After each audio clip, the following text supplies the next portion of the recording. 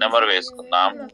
అపోస్తల కార్యం 5వ అధ్యాయం 1వ వచనంలో అక్కడ ఏముందంటే, అననీయ అనే ఒక మనుషుడు తన భార్య అయిన సఫారీతో ఏకమై పొలం అమ్మేను. సో ఇక్కడ ఒక కుటుంబం ఉంది. ఆ కుటుంబం పేరే అననీయ సఫేరియా. ఈ అననీయ సఫేరియా మొదటి వచనం నుంచి 11 వచనాలు చూస్తే వాళ్ళు చేసిన కార్యాలు బట్టి వాళ్ళు మరణించినారు. సో ఈ మరణానికి కారణం ఏంటి? మరణం ఎందుకు వచ్చింది? మరి వీళ్ళు విశ్వాసులా కాదా? విశ్వాసులైతే ఎందుకు చనిపోయినారు? అయితే ఇవన్నీ మనం ఈరోజు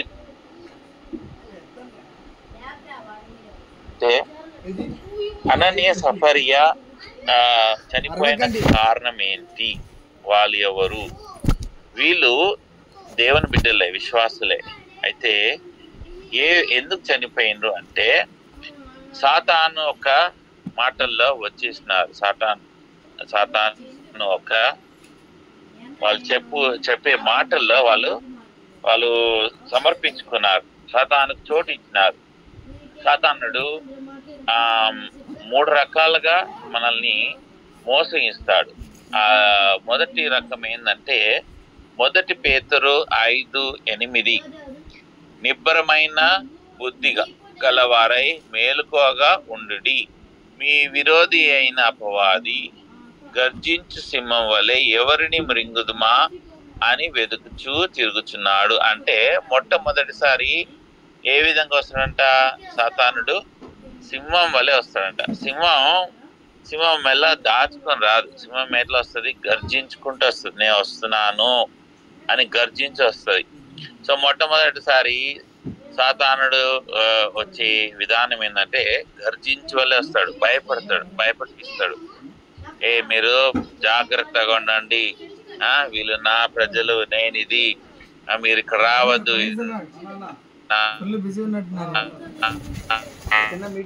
గర్జిస్తూ అన్నమాట. అనేక మార్లు యేసు ప్రభు కూడా ఆ సాతానుని గర్జించినాడు. ఏ విధంగా?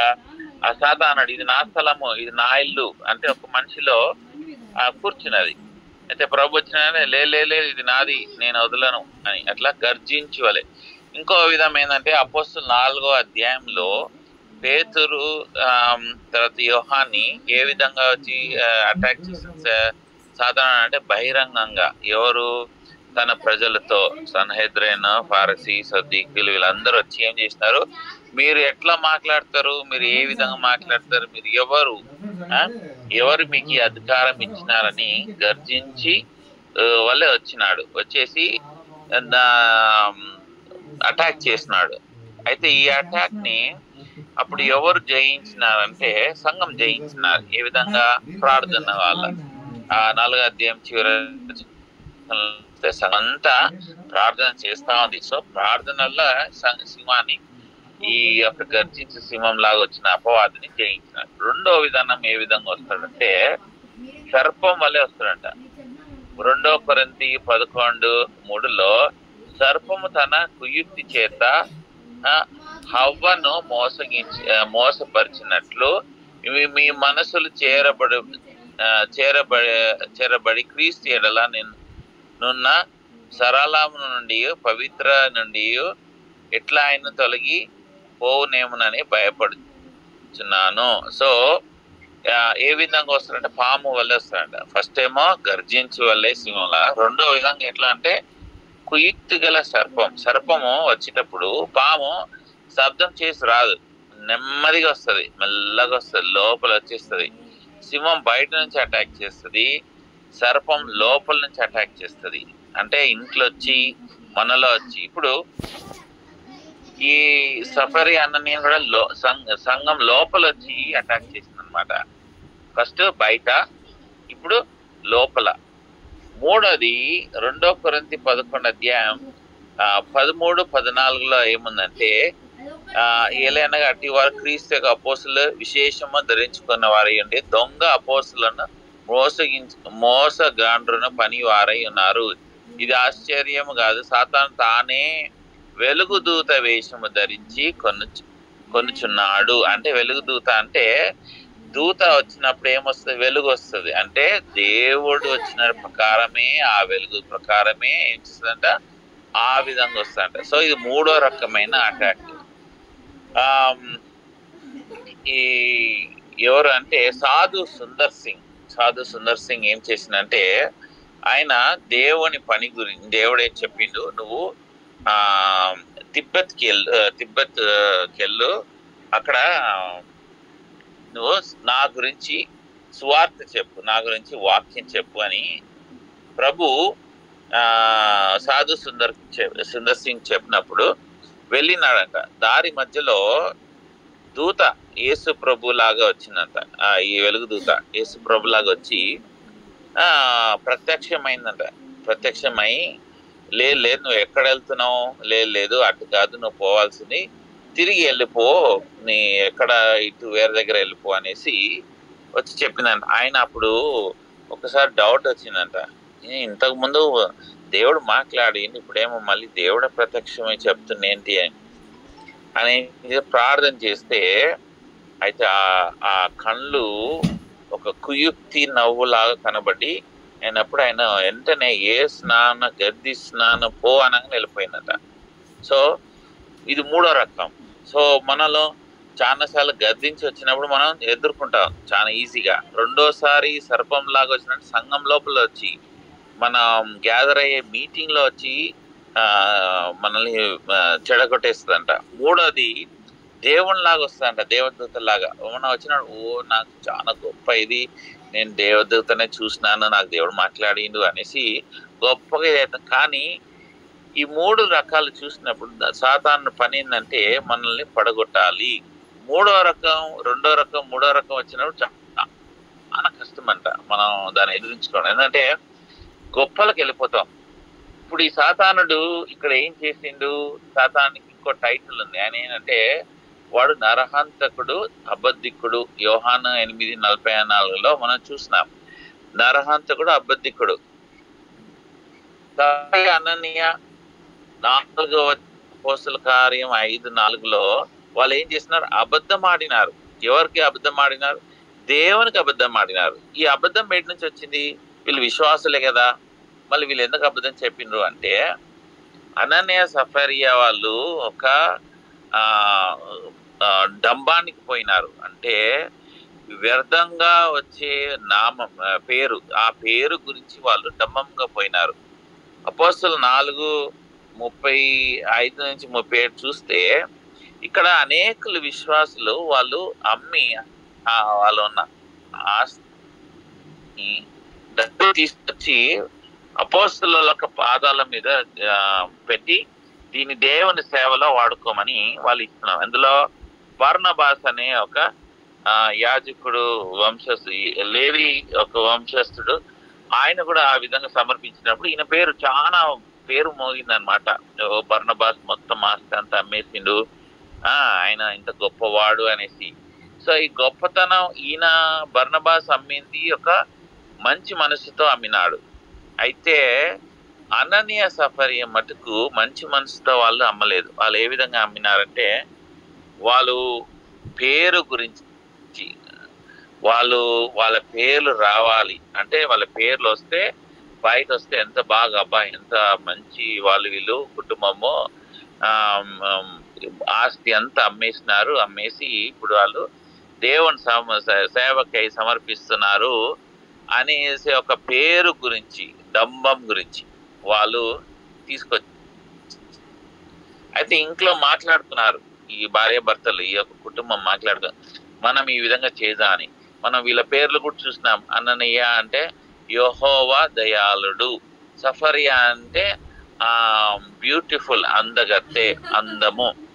అయితే వీళ్ళు ఇంత మంచి దేవుని పేర్లు పెట్టుకొని వాళ్ళ జీవితంలో వాళ్ళు ఏ విధంగా జీవిస్తున్నారు? డంబంగా జీవిస్తున్నారు. దేవుడు దయాళుడు, గ్రేషియస్ అంటే, గ్రేస్ అంటే కృప, కృపగలవాడు. కృప ఎవరికి ఇస్తుంది? కృప ఒక డెఫినేషన్ ఏంటంటే, నీకు అర్హత లేని విషయము, నీకు అర్హత లేదు కానీ అయినా నీకు ఇస్తున్నాను. నీకు ఈ ఆస్తి అర్హత లేదు అయినా నీకు ఈ ఆస్తి నేను ఇస్తున్నాను. ఎవరు ఇస్తున్నారు? ప్రభువే ఇస్తున్నాడు. పాత నిబంధనలో జాకబ్ ఆయన ఏం చేస్తున్నాడు? యాకబు పొలంలో ఒక మేకలని లేకపోతే గొర్రెలని చూసుకున్నప్పుడు ఈయనకి షరతు పెట్టిన వాళ్ళ మామ, ఇలాగా సర్కిల్ గా లేకపోతే మచ్చలున్న అవే నీకు అన్నప్పుడు ప్రభు ఏం చేసిన అవే పుట్టడానికి సాయం చేస్తున్నాడు. అంటే ఆస్తి ఇయ్యడం కూడా ప్రభు ఇస్తాడు, గుర్తుపెట్టుకోండి. ఆస్తి ఇయ్యడం దేవుడే, కూడా దేవుడే ఇస్తాడు. దేవుడి వల్లనే కొలొస్సీలో సమస్తము దేవుడి నుంచి మొదలవుతుంది, దేవుడే ఇస్తాడు. అంతవరకు దేవుడే. ఆయన పేరేంటి? ఆది అంతం, ఆల్ఫా ఒమేగా. అయితే అననీయ సఫరియా వీళ్ళకి అర్థం చేసుకొని కృపతో మనకు వచ్చింది ఆస్తి మన చేతిలో. అపోస్తలుల 5లో పేతురు వాళ్ళు ఏమంటారు? ఇది నీ చేతిలో ఉంది, నీదే కదా, ఇది అమ్మ ఇచ్చింది కదా, ద్వారా వచ్చింది అంటే తోడు కుటుంబం నాకు ఇచ్చిన సఫర్యాన్ని అందంగా ఉంచినాడు, సాక్షిగా ఉంచిండు. ఈ పట్టణంలో, ఈ గ్రామంలో, ఈ దేశంలో అందంగా నన్ను ఉంచినాడు. చేసినారు బయట బాగా మంచి పేరులంతా మోసం. దేనికి? సాతానుకు చోటించినాడు, సర్పం వల్లే వచ్చినాడు. ఏం చేసినాడు? వీళ్ళని మనుషులను చెడిపేసినాడు. దేవుడు అవ్వకి ఆదాము వినాలి. అప్పుడు అవ్వే ఉన్నప్పుడు మెల్లగా వచ్చి మాట్లాడింది, ఏం కాదు. అట్లా మెల్లగా వచ్చి మాట్లాడతారు. ఏది? సర్పము.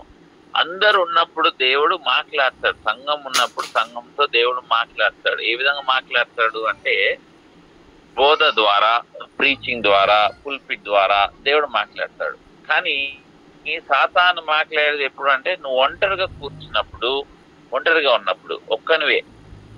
ఇది ఎందుకులే, ఇది అమ్మేస్తే నీ బతికేంటి, నీ ఒక భర్త బతికేంటి, ఎవరిని అడుక్కుంటావు, ఏం చేస్తావు, నువ్వు రోడ్డు మీద వచ్చేస్తావు, ఇవన్నీ మాటలు ఒంటరిగా ఉన్నప్పుడు వస్తారు.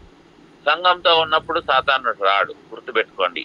మీ ఒంటరిగా వచ్చిన తలంపులు అదే తలంపులు నీకు మందిరంలో కూడా ద్వారా నీకు వస్తే అది దేవునితో, దేవుని వాక్యానుసారంగా దాన్ని జతపరిస్తే అది దేవుని నుంచి వచ్చింది. అనేక సార్లు విశ్వాసులు అంటారు, నేను ఒంటరిగా ఉన్నప్పుడు నాకు ఈ ఆలోచన వచ్చింది, నాకు ఈ తలంపు వచ్చింది. ఆ తలంపు కనుక్కోవాలి. ఊరికనే మనం ఇచ్చేది. మనం ప్రార్థన చేస్తున్నప్పుడు నా రూమ్ అంతా వెలుగుగా వచ్చింది, ఆ వెలుగు ఎవరు? దేవుడా? ఆయన చెప్పే మాటలు బైబిల్లో ఉందా? బైబిల్కి వ్యతిరేకంగా ఉందా? ఇవ్వాలి, పరీక్షించాలి. అప్పుడే ఇది దేవుడి వచ్చిందా లేదా అంటే. అననీయ సఫర్యాకి ఏమొచ్చిందంటే హిపోక్రసీ వచ్చింది. వాళ్ళు ఏం చేసినారు? వేషధారణ. మనం వేషం వేసుకున్నాం, బయట మనం చెబుదాం, ఇప్పుడు నేను ఈ ఆస్తి అమ్మడానికి పోతున్నాను, పొలం అమ్మడానికి పోతున్నాను, ఇల్లు అమ్మడానికి పోతున్నాను. అందరూ అంటారు, ఎందుకు ఈ రిజిస్ట్రేషన్ పెట్టుకున్నావు? నేను దేవుని సేవకి ఇస్తున్నాను. వేషధారణ. కానీ లోపల ఏం మాట్లాడుతున్నారు? సగమే ఇద్దాం, సగం పెట్టుకుందాం. వేషధారణ నెక్స్ట్ అంటే అబద్ధం. అపొస్తలుల 5 అబద్ధం చేస్తారు. తర్వాత లోభం. ఈ అబద్ధం నుంచి వచ్చేది లోభం. లోభము అంటే నాకే కావాలి, అంతా నాకే కావాలి. ఏం? పేరు కావాలి. పేరు ఎవరి పేరు? నాకే కావాలి. అందుకే చాలామంది పడిపోతుంటారు. నేనే మంచిగా పాడాలి, నేనే మంచిగా బోధి, ఈ పుల్పిట్ నాదే, సంఘం నాదే, నేను చేసినాను, మొదటి నేను చేసినాను, డెకరేషన్ ఇదంతా నాదే రావాలి, నా పేరు రావాలంటే దాంట్లో వచ్చే ప్రైడ్, గర్వం. నేను చూడు ఎంత బాగా పాడగలుగుతాను, ప్రైడ్ ఇంగ్లీష్ లో స్పెల్లింగ్ చూస్తే PRIDE. ఐ అనేది మధ్యలో ఉంది, అది క్యాపిటల్. అంటే ఐ, నేను ఇవన్నీ ఎటు నుంచి వస్తుంది? వేష ద్వారా నుంచి వస్తుంది. వేష ద్వారా వస్తుంది. మనం దేవుని కనుక్కోకుండా సొంతంగా మన ఆలోచనతో మనం సాతాన్ని జయించాలి అని కాకుండా సొంత ఆలోచనతో నేను రావాలి, నా పేరు రావాలి అన్నప్పుడు ఇవన్నీ వస్తాయి. ఒకదాంతో వచ్చేసి ఏమవుతుంది? పడిపోతుంది. గర్వము ఏ విధంగా గర్వం అంటే ఆదికాండం 3వ అధ్యాయం గర్వం ఇది చూడు ఎలాంటి గర్వం. గర్వం అంటే చాలా మంది అంటారు, ఓ అందంగా ఉన్నాను, గర్ల్స్ కానీ సిస్టర్స్ కానీ అంటే ఓ నేను చాలా అందంగా ఉన్నాను, ఎవరన్నా పొగిడి అబ్బా భలే రోజు అంటే ఏమేస్తుంది? గర్వం. నేను ఎంత బాగున్నాను. గర్వం గర్వం కాదు. ఇక్కడ వచ్చింది వీళ్ళే మీరు ఉన్నవారే ఉంటారు అంటే ఏమైనా దేవుకు సమానంగా పీఠం చెప్తున్నారు. నాకు కావాలి ఏదైతే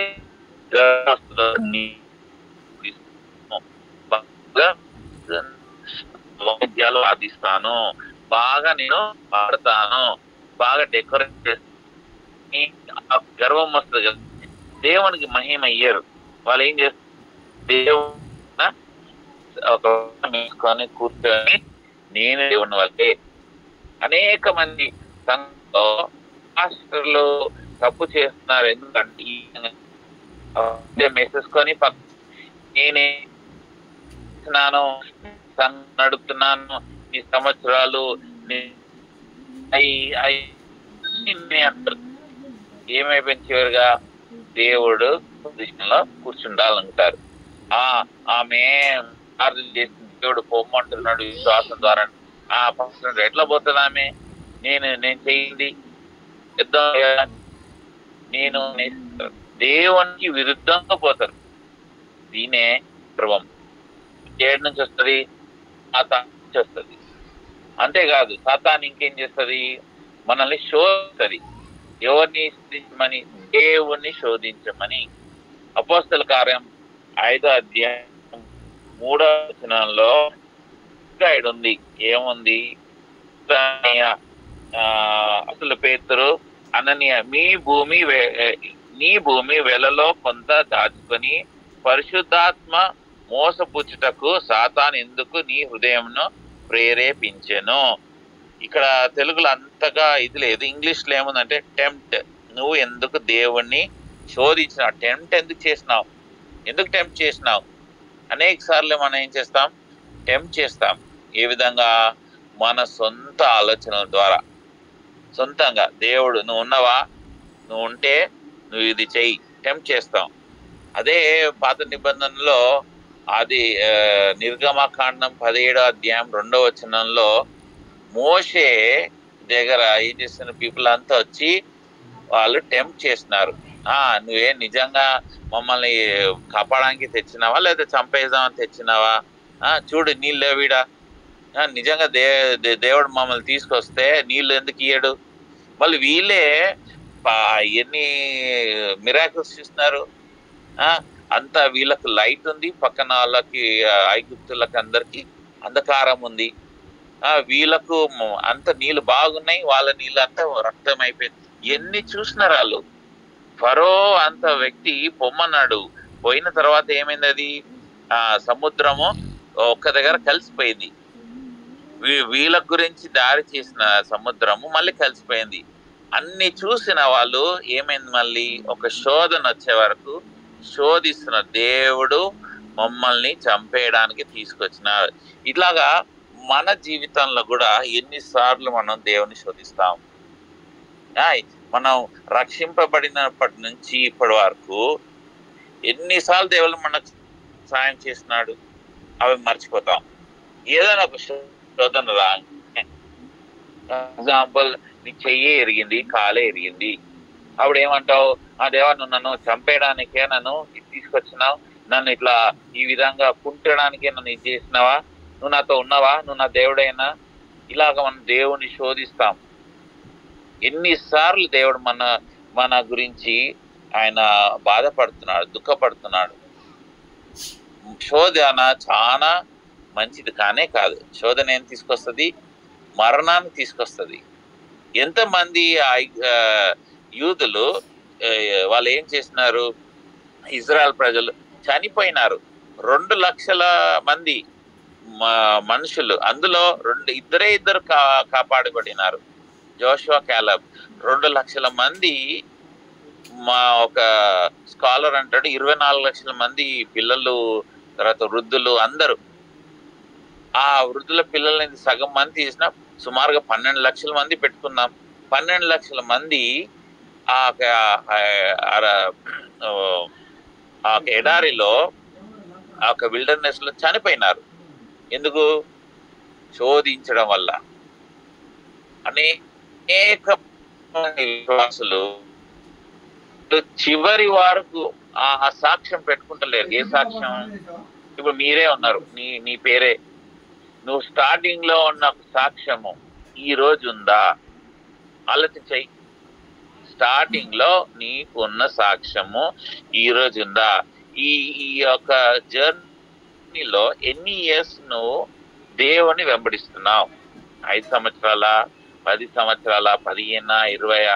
నువ్వు ఎంతెంత ఇయర్స్ ను కౌంట్ చేస్తున్నావో, ఏ ఏ ఏ కౌంట్ అంటే ఇది ఆత్మీయమైన.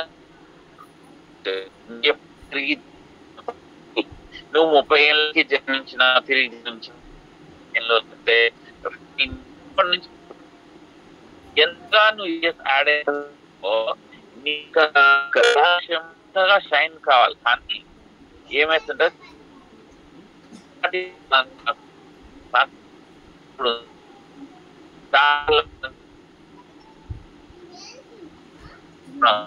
చేయడం ఇప్పుడు నువ్వు చేయవా? అప్పుడు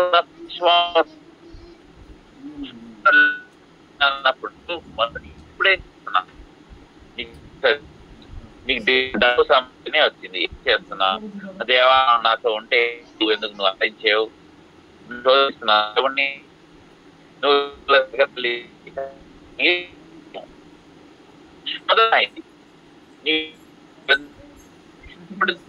మొదటి సమకూర్చినప్పుడు ఇప్పుడు ఎందుకు చే ఇది ఉన్నాయి.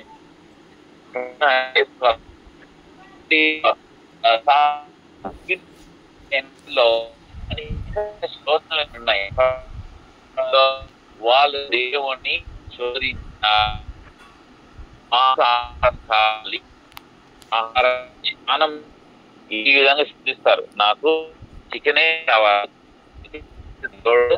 నమ్మను, నన్ను